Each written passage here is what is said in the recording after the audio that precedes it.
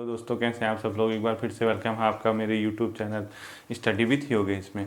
कल हमने गोरखा शासन का पहला पार्ट देखा था, आज हम उसी को कंटिन्यू करेंगे और इसके बाद शायद एक छोटा सा पार्ट और आएगा जिसमें मैं तथ्य जो भी छूटे होंगे यानी फैक्ट जो बचे होंगे गोरखा के वो लेके आऊँगा। यानी 3 पार्ट में हमारा गोरखा कंप्लीट हो जाएगा। ठीक है, आज हम उसी को आगे को कंटिन्यू करेंगे। दूसरी बात मैं आप लोगों से कहना चाहूँगा, जितने लोग भी आप मुझे फॉलो करते हैं, अगर आपको कोई भी वीडियो पसंद आती है तो आपसे रिक्वेस्ट है कि लाइक तो कम से कम किया कीजिए। ठीक है, आप लोग लाइक कर दिया कीजिए, कमेंट कीजिए, मतलब कमेंट भी आप लोगों को करना चाहिए। जो भी आपको डाउट होते हैं उससे मुझे ये पता चल जाएगा कि मुझे क्या बताना है। ठीक है, तो आज के सेशन की हम शुरुआत करते हैं। देखिए, सबसे पहली चीज़ मैं आप लोगों को एक चीज़ क्लियर करना चाहूँगा, वो है सिंगौली की संधि। ठीक है, यहाँ पे बहुत लोगों को डाउट है सिंगौली संधि। देखिए, इस चीज़ को समझ लेना आप कि ये है क्या, पूरा मैं इसको बताता हूँ। ठीक है, देखिए, परीक्षावाणी और जैसे परीक्षावाणी का जो लेटेस्ट वर्जन है उसमें इस सिंगौली की संधि की डेट दे रखी है उसने 28 अप्रैल। ठीक है, जो अभी चल रही है, और 1815 ये किसने दे रखी है? परीक्षावाणी। इसी परीक्षावाणी की पुरानी परीक्षावाणी वर्जन देखोगे तो नवंबर 1815 के आसपास दे रखी है उसने, यानी सिंगौली की संधि।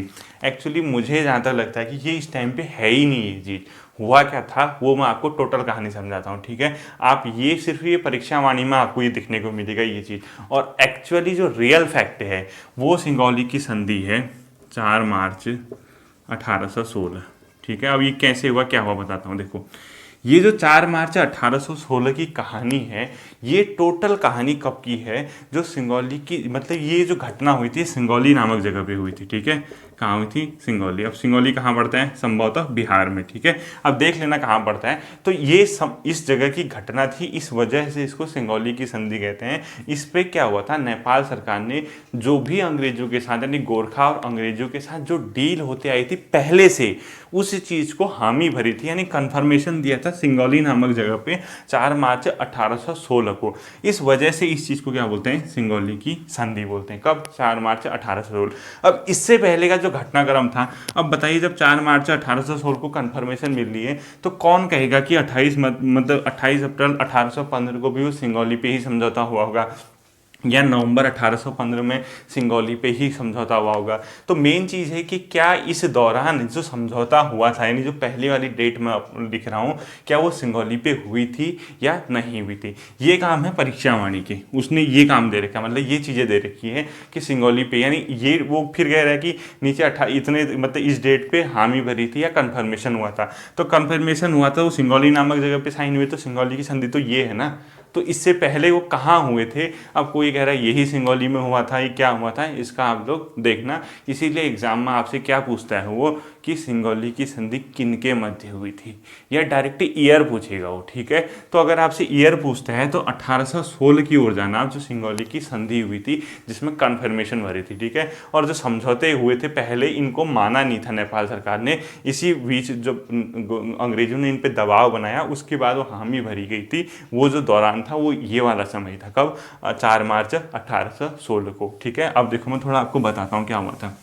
देखिए, जो अंग्रेज और गोरखाओं का संघर्ष चल रहा था वो स्टार्टिंग जो था वो आपका गोरखपुर के इलाके से था। ठीक है, गोरखपुर के कुछ गांवों पे जब गोरखाओं ने शासन कर लिया था, यानी गोरखाओं ने कब्जे में ले लिया था, तो गोरखा में एक जगह, मतलब गोरखपुर में एक जगह थी बुटवल प्रांत। क्या थी? बुटवल। ठीक है, इस बुटवल प्रांत के चक्कर में ही अंग्रेजों और गोरखाओं के बीच तात्कालिक क्या हुआ था? संघर्ष हुआ था। और ये बुटवल प्रांत कहाँ पड़ता है? आपका गोरखपुर। और गोरखपुर कहाँ? यूपी में। ठीक है, सपोज आपका ये, आप ये सपोज ये है। ठीक है, ये सपोज नेपाल का इलाका है। कौन सा है? ये। अब देखिए, नेपाल के इलाके में यहाँ से बिहार भी टच करता है नेपाल में, इंडिया के मैप में आप देखना। यूपी का इलाका भी टच करता है इंडिया के मैप में आप देखना।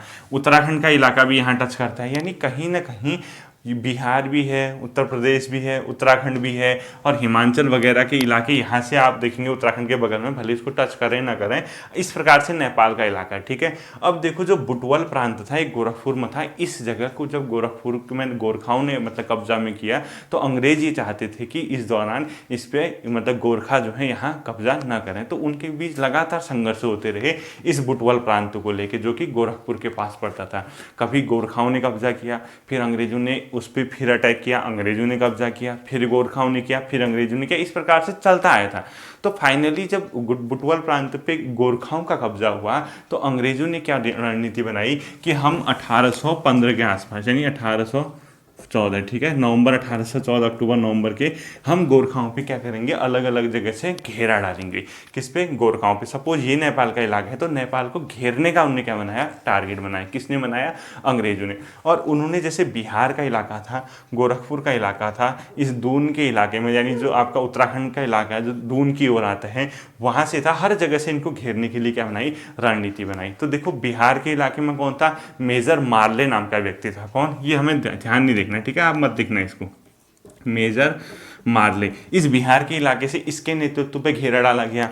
यहाँ से जो डाला गया था उसका नाम था वुड, मेजर जनरल वुड कहते हैं, यानी गोरखपुर के इलाके से, ठीक है, गोरखपुर के इलाके से किसको डाला गया था? वुड को डाला गया था, मेजर जनरल वुड को। और यहाँ पे डाला गया था जो दून के इलाके से घेरने की, वो था गिलेस्पी या जिलेस्पी, ठीक है, या तो गिलेस्पी मैंने बताया था और उसको कहीं कहीं जिलेस्पी भी लिखा है।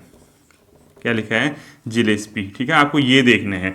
तो जिलेस्पी को यहाँ से, और जो इसका आपका और इससे भी ऊपर का इलाका था जहाँ जैसे आप मैप में देखोगे सतलज और यमुना नदी के बीच का इलाका आपको दिखेगा, ठीक है, तो वहाँ पे जिसको मतलब इनने वहाँ पे भी भेजा था, वहाँ भेजा था आस्टर लोनी को, ठीक है, आक्टर लोनी या आस्टर लोनी जो मैं बता रहा था, क्या था? आक्टर लोनी या आस्टर लोनी लिखा होगा, ठीक। इसके नेतृत्व में यानी अलग अलग जगह से आप नेपाल को घेर रहे थे। कौन? अंग्रेज। अब देखो ये तो पराजित हो गए थे, इन लोगों ने बहुत बड़ा काम नहीं किया, मार्ले और वुड ने, जो बिहार और गोरखपुर से आए थे, इसलिए हम इसको देखते भी नहीं है, ठीक है, क्योंकि उत्तराखंड के इतिहास में आपका इनसे कोई लिंक नहीं है। मेन था गिलेस्पी या जिलेस्पी। इन लोगों ने कहाँ पे संघर्ष किया था? मैंने आपको कल बताया था, मैंने ढंग से बताया था कि जब दून के इलाके में ये आए तो दून के इलाकों में इनका गोरखाओं के साथ बहुत भयंकर क्या हुआ था? संघर्ष हुआ था, और गोरखाओं ने पूरी अपनी क्या लगा रखी थी इनके साथ ताकत, जबकि 2, 2.5, 3, 400 ही सैनिक थे गोरखाओं के, और ये हजारों की सैनिकों के साथ आया था गिलेस्पी या जिलेस्पी, ठीक है। तो दून पे वहाँ पे मैंने आपको बताया था नाला पानी और कलुंगा, मतलब कलुंगा या खलुंगा बताया था, ठीक है। तो क्या बताया था मैंने? नाला पानी का युद्ध, नाला पानी, ठीक है।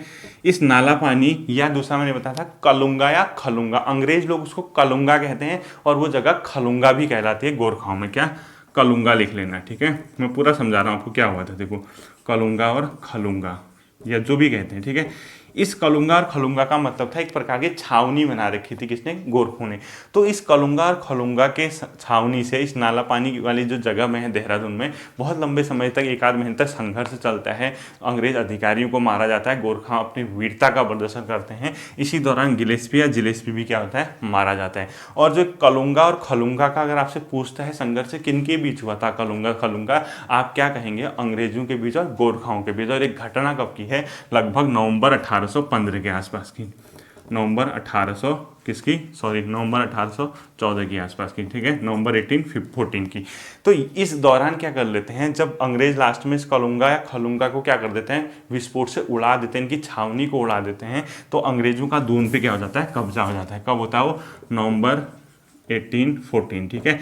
जब दून के इलाके में कब्जा कर लेते हैं, ये चीज़ तो सही थी, मैंने आपको सब बताया था। तो आपको ये याद रखना है कि जो कलुंगा है वो संघर्ष किसके बीच था, और कलुंगा के संघर्ष के बाद अंग्रेजों ने क्या किया था? उस गोरखा वीरों या गोरखा सैनिकों की स्मृति में एक स्तंभ भी बनाया था इसी कलुंगा के पास, ठीक है। आपको ये याद रखना कि कलुंगा या खलुंगा लिखा होगा, या नाला पानी का जो संघर्ष हुआ था अंग्रेज और गोरखों के बीच हुआ था, ठीक है।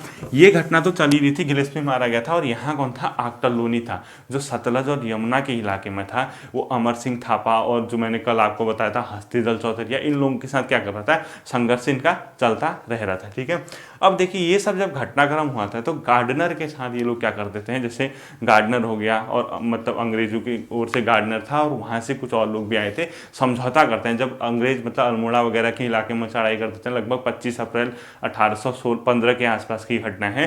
तो जब इनको लगता है गोरखाओं की कि अब क्या कर सकते हैं, यहाँ पे हम नहीं टिक पाएंगे, तो अंग्रेजों के साथ वो क्या करने लग जाते हैं? समझौता करते हैं, ठीक है। अब वो समझौता क्या था? देखो, जो 1800 1815 के आसपास का समझौता है अप्रैल का, ठीक है। यानी अब अप्रैल 1815 के आसपास समझौता होता है, 27 अप्रैल के आसपास की वो डेट है। उसमें क्या कहते हैं कि हम लोग कुमाऊं गढ़वाल का इलाका छोड़ देंगे, जो भी था वहाँ पे शायद बमशाह था, किसका, गोरखा सेनापति बमशाह था, वो गार्डनर के साथ समझौता करता है। बमशाह के साथ एक आध दो और थे, वो ज़्यादा इंपॉर्टेंट नहीं, ठीक है, हम ये इलाका छोड़ देंगे। और वो ये भी कहता है गार्डनर से, आप एक काम कीजिए, उस दौरान जो ये आक्टर लोनी था, ये किसके साथ संघर्ष कर रहा था उस दौरान, अमर सिंह थापा के साथ। जो मैंने एक संधि लिखाई थी आपको कल, वो जो मालेगढ़ की संधि थी, या कुछ संधि मैंने आपको बताई थी, उस संधि के बारे में, मालवगढ़ की संधि के बारे में, ठीक है। उस संधि के दौरान जो मालवगढ़ की संधि थी, ये तो कहाँ है, सतलज और यमुना नदी के आसपास के इलाके में था। कौन, आक्टर लोनी। इस संधि, वो कहता है कि अमर सिंह थापा और इनका आप संघर्ष रोकिए, किससे कहता है, गार्डनर से, और हम लोग यहाँ से चले जाएंगे। अब मालवगढ़ की संधि इनके बीच हुई थी, मैंने बाद में, मतलब पहले तो मैंने बताया था आपको, फिर मैंने आपसे क्या कहा था, गार्डनर बोल दिया था दोबारा, ठीक है। गार्डनर नहीं, मालवगढ़ की संधि पूछता है आपको, आक्टर लोनी का सुधार लेना उसको, ठीक है। आक्टर लोनी और किसके बीच हुआ था, अमर सिंह थापा के बीच। और ये घटना लगभग 15 मई की थी, 15 मई 1815 की। अब देखो यहाँ आक्टर लोनी और इसका संघर्ष, मतलब संधि चल रही है कि यहाँ से चले जाएंगे हम। गार्डनर पहले ही अप्रैल में संधि कर चुका है, किसके साथ, जो आपका बमशाह वगैरह, ये जो इनके शासक थे। तो इसमें सिंगौली का नाम ही नहीं आ रहा है। आप खुद सोचिए, तो इसमें किताबों में कहीं यहाँ पे सिंगौली लिखा है, उसके बाद का जो घटना चक्र है, घटनाक्रम है, वो अलग टाइप का था, ठीक है। अब देखिए, इसके बाद मैं आपको पढ़ाता हूँ।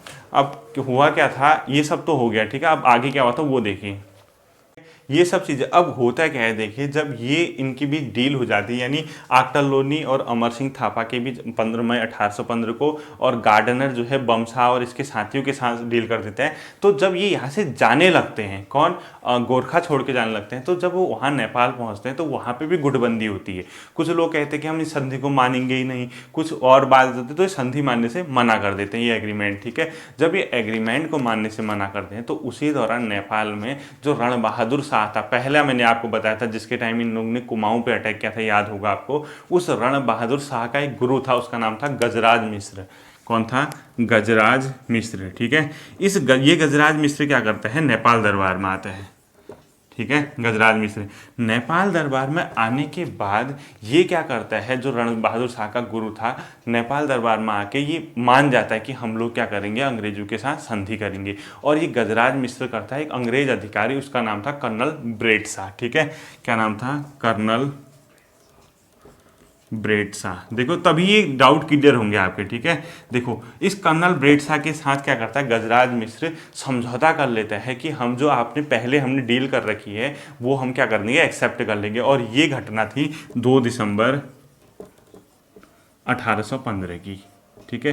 यानी 2 दिसंबर 1815 को गजराज मिश्र और कर्नल ब्रेड शाह के बीच एक एग्रीमेंट होता है। उस एग्रीमेंट के तहत जो, मतलब इन लोगों ने अभी तक बातें नहीं मानी थी, उसको हम एक्सेप्ट करने की बातें होती हैं। तो ये जब सब चीज़ हो जाते हैं, फिर ये मना कर देते हैं संधि को मानने के लिए। कुछ होता होगा, जब अंग्रेज मतलब पूरी तरह से इस पर अटैक करने को तैयार होते हैं, उसी दौरान लास्ट में 4 मार्च के आसपास जो कर्नल आक्टोर्ली है, ये घोषणा कर देता है कि नेपाल ने संधि पे हामी भर दी। और संधि पे जब हामी भरते हैं, वो जो संधि होती है सिंघौली नामक जगह पे होती है, और वो जो डेट थी वो थी 4 मार्च 1816 की, ठीक है। इस 4 मार्च 1816 में वो जो बैक डेट से चल रही थी, यानी मेन ये थी 2 दिसंबर 1815 की। इस 2 दिसंबर 1815 को जो भी एग्रीमेंट हुआ था, इसको एक्सेप्ट कर लिया गया 4 मार्च 1816 को। इसी 4 मार्च 1816 को जो बोला जाता है, सिंघौली की संधि बोला जाता है, जिसमें पुराने प्रावधानों को एक्सेप्ट किया गया था, ठीक है। अब इतना घटनाक्रम हो रहा है, आपकी किताबों में देखो कहीं लिखा है सिंघौली लिख दिया परीक्षा वाणी ने पहले ही अप्रैल 1815 में, ठीक है। अब वो पुष्टि है नहीं है, मैं भी इस पर कुछ नहीं कह सकता हूँ। जहाँ तक मेरे समझ आया, जिस प्रकार से घटनाक्रम चल रहा था सिंघौली पे, तो लास्ट में 4 मार्च 1816 को एग्रीमेंट हुए थे, और वो एग्रीमेंट था 2 दिसंबर 1815 का, उसको एक्सेप्ट किया गया था। और 2 दिसंबर 1815 का लिंक था जो पहले जो उसके साथ, किसके साथ, गार्डनर के साथ इनने एग्रीमेंट किया था, वो था, ठीक है। तो मेनली आपको ये याद रखना है, पूछता है सिंघौली की संधि, आप होगी गोरखा और अंग्रेज, ठीक है। और ये जो पुष्टि हुई थी 4 मार्च 1816 को हुई थी। ठीक है, अब इसमें क्या प्रावधान थे? इसमें यही प्रावधान थे कि जो कुमाऊं गढ़वाल के इलाके हैं वहाँ से गोरखे चले जाएंगे, लेकिन जो गोरखाओं के पास तराई का इलाका था, गोरखा उन तराई के इलाकों पे रहेंगे, यानी उस पर अधिकार रहेगा, क्योंकि जो गोरखा सेनापति थे या गोरखा सैनिक थे उनकी यहाँ पे क्या थी? ज़मीन थी, यानी एक प्रकार की जागीर थी जिसको वो छोड़ना नहीं चाहते थे। ठीक है, इसके अलावा क्या एग्रीमेंट हुए थे? जैसे आप जो युद्ध है दोनों मतलब नेपाल और गोरखों के बीच अब युद्ध नहीं होगा। इसके अलावा एक ब्रिटिश रेजिमेंट यानी एक ब्रिटिश रेजिडेंट रखा जाएगा नेपाल दरबार में। ब्रिटिश रेजिडेंट का मतलब एक ब्रिटिश सैनिक टाइप का मान लीजिए, जो नेपाल दरबार में रखा जाएगा। साथ ही साथ आप लोग देखते होंगे आजकल हमारे देश में जो है आप देखते होंगे गोरखाओं को भी भर्ती किया जाता है, क्योंकि गोरखाओं की वीरता और उसकी जो मतलब चतुराई थी, उन पर जो साहस था, उसी को देखते हुए इस संगौली की संधि में एक एग्रीमेंट हुआ था। जो ब्रिटिश इंडियन आर्मी होगी यानी ब्रिटिश की जो आर्मी होगी भारत में, इंडियन आर्मी, उसको गोरखाओं को भी क्या किया जाएगा? भर्ती किया जाएगा। इस प्रकार के प्रावधान इस संगौली की संधि में आए थे। ठीक है, ये था सारा कहानी। अब देखिए आगे को हम देखते हैं क्या हुआ था।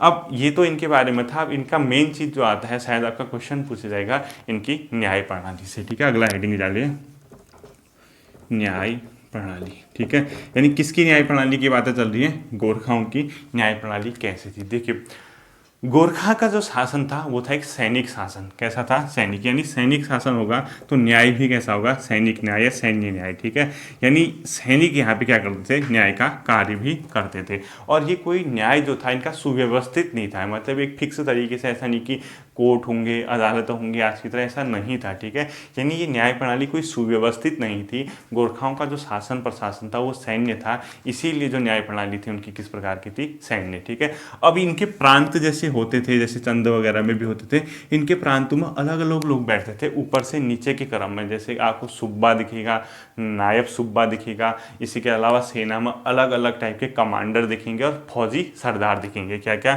जैसे प्रांतों में कौन बैठते थे इनके? सुब्बा, नायब सुब्बा, ठीक है, और कौन? सैन्य कमांडर या सेना का कमांडर। ठीक है, सैन्य कमांडर लिख लीजिए, सैन्य कमांडर।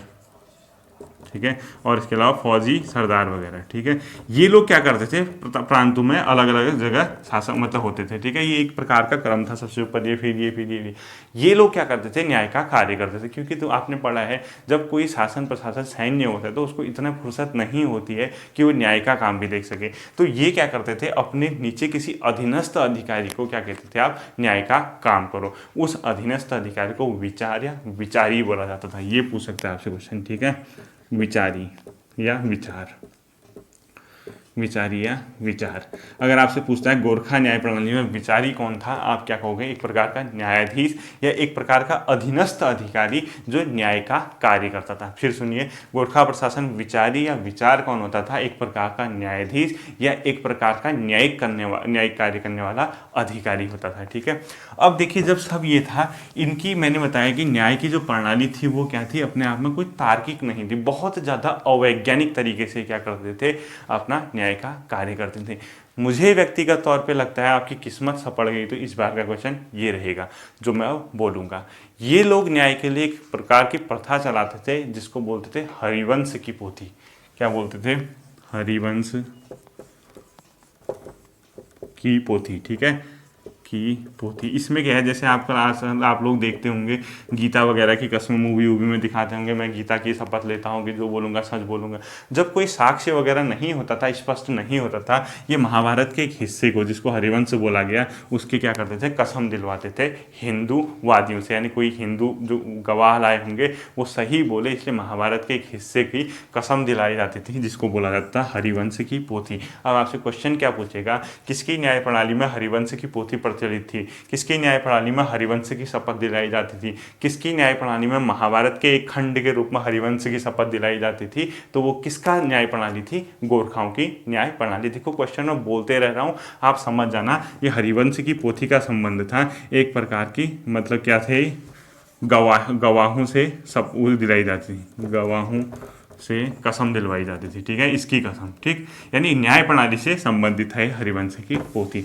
ये जब चीज़ें इतनी हो चुकी थी तो इनका मैंने आपको बताया कि बहुत ज़्यादा क्या था, अतार्किक या अवैज्ञानिक तरीके से न्याय का कार्य करते थे। तो इनकी सबसे बड़ी विशेषता थी न्याय हेतु दिव्य न्याय का इनने क्या किया, प्रचलन किया है, ठीक है। न्याय हेतु दिव्य न्याय लिखो, क्या था बताता हूँ, ठीक है। न्याय हेतु दिव्य न्याय प्रचलित किया। दिव्य न्याय बहुत ज़्यादा आप जिसको कह सकते हैं अतार्किक था, मतलब कोई तर्क नहीं, बिल्कुल इलॉजिकल। इसीलिए इसको सबसे घटिया, सबसे क्रूर, सबसे बेकार का शासन उत्तराखंड के इतिहास में अगर था तो वो था गोरखाओं का। बहुत ज़्यादा अत्याचार जिसको आप कहते हैं, ठीक है। आप पढ़ेंगे उत्तराखंड के इतिहास की किताबें तो आपको समझ जाएंगे।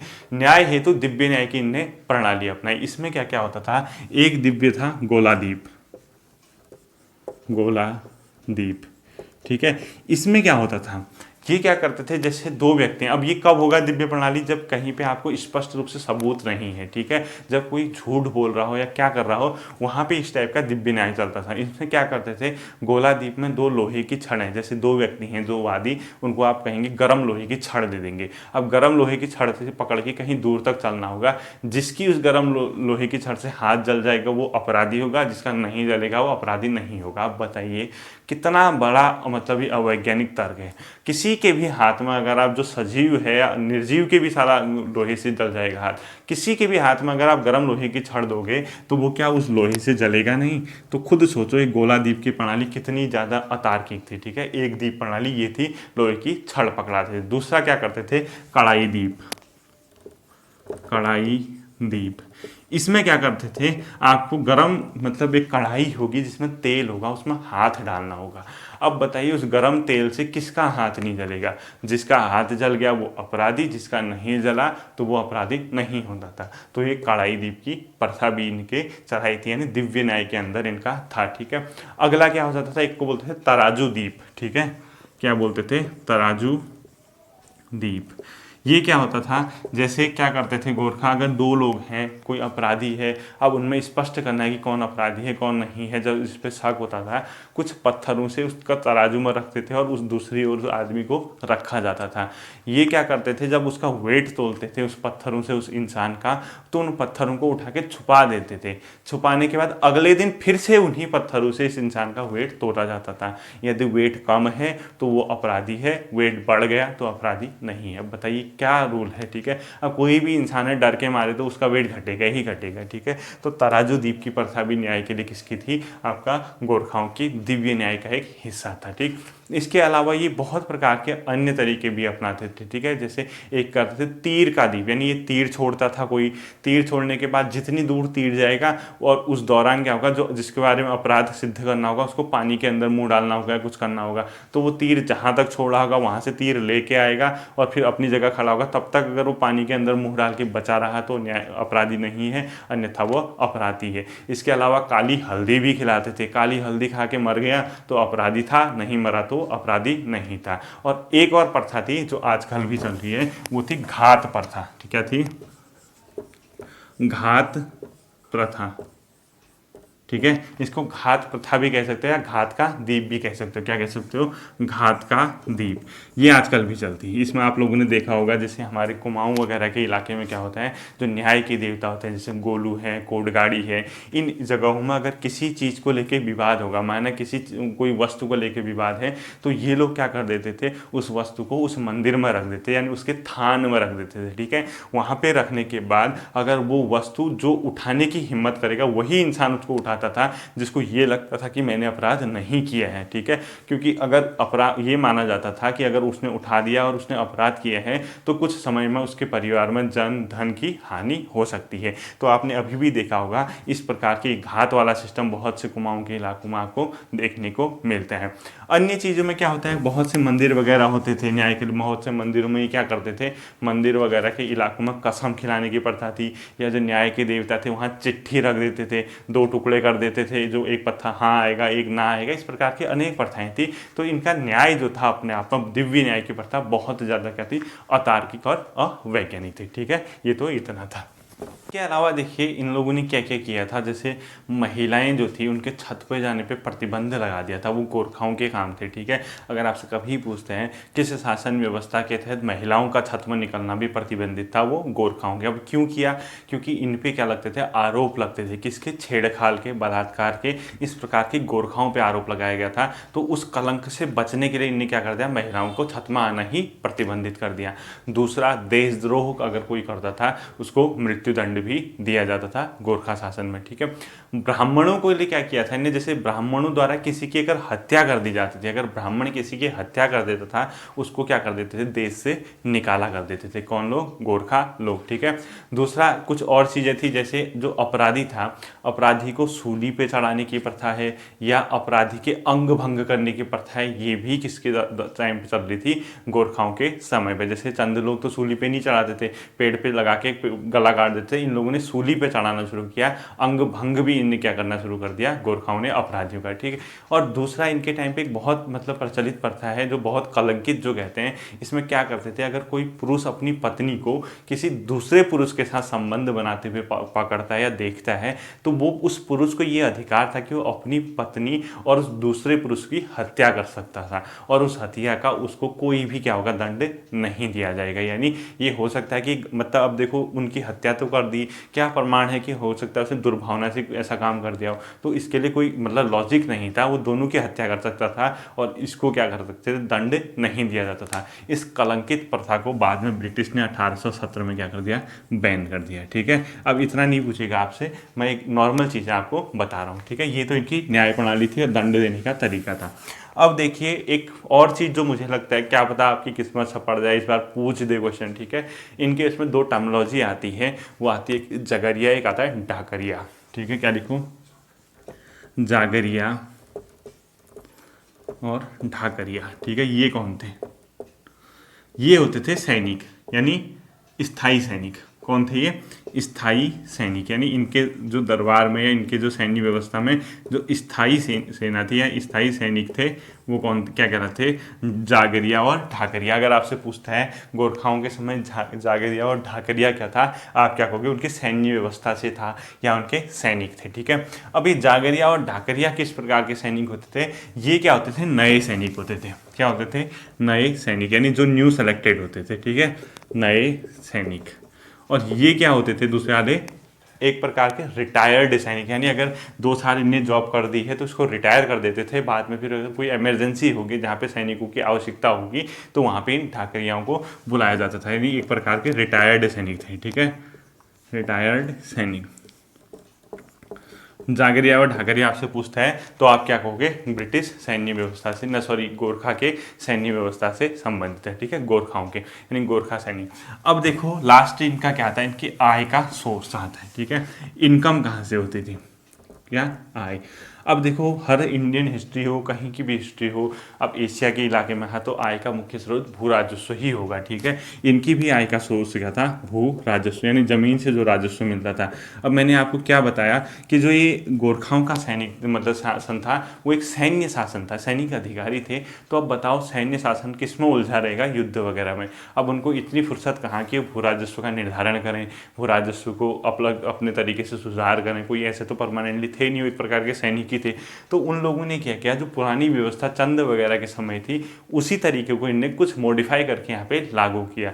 तो इनके समय में भी जो आय मतलब जो टैक्स था वो जो वसूल कर रहे थे वो कौन लोग थे, सयाना, कमीण या कमीन जो भी कहते हैं, ठीक है, कमीण और ग्राम प्रधान, यानी ग्राम वगैरह में, ठीक है, ये लोग ही इनके टाइम पे भी क्या करते थे, भू राजस्व का वसूली करते थे गोरखाओं के समय भी, ठीक है। कौन, सयाना, कमीण, ग्राम प्रधान। अब ये जो भू राजस्व से जो आय आती थी उसको ही सैनिकों के वेतन के लिए भी क्या करते थे, यूज करते थे। और जो भूमि का नहीं दे पाता था उसको दास बना के क्या कर देते थे, बेच देते थे। कौन, गोरखा लोग, ठीक है, ये तो थे। अब देखो इनके टाइम के मैं कुछ प्रमुख कर बताऊंगा आपको। देखो बाकी कर क्या करेंगे अभी देखता बताता हूँ क्या, ठीक है। कुछ कर बताऊंगा मैं आपको, आप इनको नोट कर लेना। कुछ कर जो इंपॉर्टेंट होंगे मैं डिस्क्रिप्शन में दे दूंगा, और रिक्वेस्ट है कि हर वीडियो के बाद डिस्क्रिप्शन आप देखें या आप एक काम करना, जब मैं कोई वीडियो कंप्लीट करता हूँ आप जब देखते हैं तो मेरा कमेंट हो सकता है पिंड कमेंट हो, पहला कमेंट अगर मेरा कमेंट होगा उसमें अगर कोई सुधार किया होगा आप उसको भी क्या करेंगे, देख लेंगे, ठीक है। और मैंने रिक्वेस्ट की है, अगर वीडियो देखते हो तो लाइक पक्का किया करिए, कमेंट पक्का कीजिए, ठीक है। मैं ऐसा नहीं कहता हूँ कि सब्सक्राइब करो, ये करो, वो करो, आपको पसंद आता है आप कीजिए, नहीं आता है मत कीजिए, लेकिन इतना है अगर आप नोट्स बना रहे हैं आपको थोड़ा भी सही लगता है तो लाइक करना और कमेंट करना आपकी जिम्मेदारी भी बनती है, ठीक है। अब नहीं करोगे, कुछ भी सपोर्ट नहीं करोगे, क्या होगा, मुझे भी लास्ट में बंद करना पड़ेगा। अब मैं बंद कर दूंगा, लॉस आपको ही होगा, ठीक है। आप खुद देखना है, यूट्यूब में इतने तरीके से इतनी मेहनत करके कोई नहीं पढ़ाता होगा आपको, प्रतिदिन वीडियो मिलती हैं, हर दिन का फिक्स टाइम है, इतना मैं आप लोगों के लिए लगे रहता हूँ, तो आप लोगों की एक जिम्मेदारी बनती है एटलीस्ट एक लाइक एक कमेंट आपको करना चाहिए, चाहे आप जितने लोग देख रहे हैं, ठीक है। उससे मेरा भी मनोबल बढ़ता है, मुझे भी लगता है कि आप मुझे रिस्पॉन्स दे रहे हैं। कुछ लोग हैं, मैं उन लोगों के नाम भी अगले सेशन में लूँगा जो मुझे डेली कमेंट करते हैं और मुझे अच्छा भी लगता है, और उनके नाम मेरे दिमाग में बैठ चुके हैं कौन कौन है, ठीक है। मैं अगले वीडियो में कभी ना कभी उनके नाम लूँगा। देखो इनके कर के क्या क्या सिस्टम थे, ठीक है। एक कर था, इसको बोलते हैं कुसही, क्या बोलते हैं, कुसही। ये आपसे पूछ सकते हैं, ये जो कुसही कर लिया जाता था किनसे लिया जाता था, ब्राह्मण कृषकों से, ठीक है। ये कुसही कर किससे लिया जाता था, ब्राह्मण कृषकों से, और किसके समय, गोरखों के समय, ठीक है। यानी ब्राह्मण कृषकों से लिया जाने वाला एक कर था, वो कौन सा था, कुसही नामक कर था, ठीक है। आपको ये दूसरा ये याद रखना है। दूसरा एक इंपॉर्टेंट कर है, उसका नाम है सोनिया फागुन, ठीक है। क्या करते थे, सोनिया फागुन। ये कभी इसमें क्या होता था, जैसे सोनिया फागुन, जैसे गोरखा लोग जो उत्सव मनाते थे, चाहे फागुन के महीने में हो, दशहरा हो या सावन के महीने में हो, उस उत्सव के दौरान ये भैंस और बकरियों को काट के उसका मांस खाते थे, ठीक है। उस मांस खाने के लिए यानी उत्सवों के लिए जो ये कर लेते थे उसको बोला जाता था सोनिया फागुन, ठीक है। यानी उत्सव से संबंधित था, जिसमें क्या करते थे, भैंस और बकरी का मीट खाते थे, ठीक है, उत्सव से संबंधित, ठीक। कौन सा था, सोनिया फागुन। अगला एक का देखो, मरो, मरो, ठीक है। ये जो मरो कर था ये पुत्रहीन व्यक्ति से लिया जाता था, जिसकी औलाद नहीं होती थी, उससे लिया जाने वाला कर क्या था, मरो था। तो अभी तक आपको कुसही याद रखना है मेनली, ठीक है। बाकी ये इंपॉर्टेंट तो मतलब उतने नहीं है, लेकिन आपको पढ़ना चाहिए क्योंकि आपके एग्जाम में क्या पूछे कोई भरोसा नहीं है, ठीक है। इतना हो गया। देखिए जब सोनिया फागुन हो गया, कुसही हो गया, मरो हो गया, एक था पगड़ी या पगड़ी, ठीक है। ये थोड़ा सा इंपॉर्टेंट है, पगड़ी भी लिखा होगा इसको और इसको पगड़ी भी लिखा होगा, ठीक है। ये जो पगड़ी और पगड़ी है ये क्या था, एक प्रकार के इनके भू राजस्व को इंक्रीज करने के लिए बहुत बड़ा कर था, यानी जो इनके पास इनकम आती थी उस इनकम का बहुत बड़ा सोर्स था। मतलब भू राजस्व नहीं था, ये एक राजस्व था जो इनके इनकम को इंक्रीज करता था। और ये संभवतः कब लिया जाता था, जब वो आप संपत्ति का हस्तांतरण करेंगे, यानी दो लोग अगर अपनी कोई प्रॉपर्टी को बेच रहे हैं, जो खरीद रहा है उस पर जो कर लिया जाता था उसको क्या बोलते थे, पगड़ी या पगड़ी। यानी किसको लिखोगे आप, संपत्ति के हस्तांतरण पर, ठीक है, संपत्ति के हस्तांतरण। अब ये संपत्ति क्या हो सकती है, मेनली उस टाइम जमीन ही थी, ठीक है। ऐसा नहीं कि 5 स्टार होटल बेच रहे हो या कुछ, ऐसा नहीं था उस टाइम पे, ठीक है। ये संपत्ति मुख्यतः जमीन थी, इसके हस्तांतरण पर जो लाभार्थी था, जिसको जो खरीद रहा था, वो जो पैसा कमा रहा था या जो बेच रहा था, उनसे जो कर लिया जाता था वो था पगड़ी या पगड़ी नामक कर था, ठीक है। इसके अलावा एक आध कर और लिख दीजिए, एक का नाम था टान कर। क्या था, टान कर, ठीक है। ये कपड़ा व्यापारियों से लिया जाता था, यानी बुनकरों से। जो हिंदू और जो भोटिया बुनकर थे, हिंदू और भोटिया बुनकरों से लिया जाने वाला जो कर था वो क्या था, टान कर। टान कर के नीचे आप लिख लीजिए, हिंदू प्लस भोटिया बुनकरों से लिया जाने वाला जो टैक्स था उसको बोलते थे टान कर, ठीक है। एक कर क्या था लास्ट में, पुंगाड़ी, ठीक है, पुंगाड़ी। ये भी अपने आप में क्या था, भूकर था, यानी भूमि कर, जमीन से लिया जाता है, ठीक है, भूमि कर, ठीक है। और लास्ट एक और लिख लीजिए इंपॉर्टेंट, वो था मिरासी, मिसारी, ठीक है, मिसारी। और ये मिसारी जो कर लिया जाता था वो शिल्पकारों से और ब्राह्मणों से लिया जाता था। क्या लिखोगे, शिल्पकार प्लस ब्राह्मण, ठीक है। इनसे ये कर लिया जाता था। ठीक है, ये इनका टैक्स था। बाकी कुछ अगर टैक्स होंगे इंपॉर्टेंट मैं उसको डिस्क्रिप्शन में आपको दे दूंगा। ठीक है, आज के सेशन के लिए इतना ही, छोटा सा पोर्शन है गोरखा का, उसमें जो इंपॉर्टेंट फैक्ट होंगे, जो कोई तथ्य छूटा होगा, मैं उसको लेके आपके सामने अगली वीडियो में आऊँगा। आप दोनों वीडियो को रिवाइज करना। ठीक है, थैंक यू।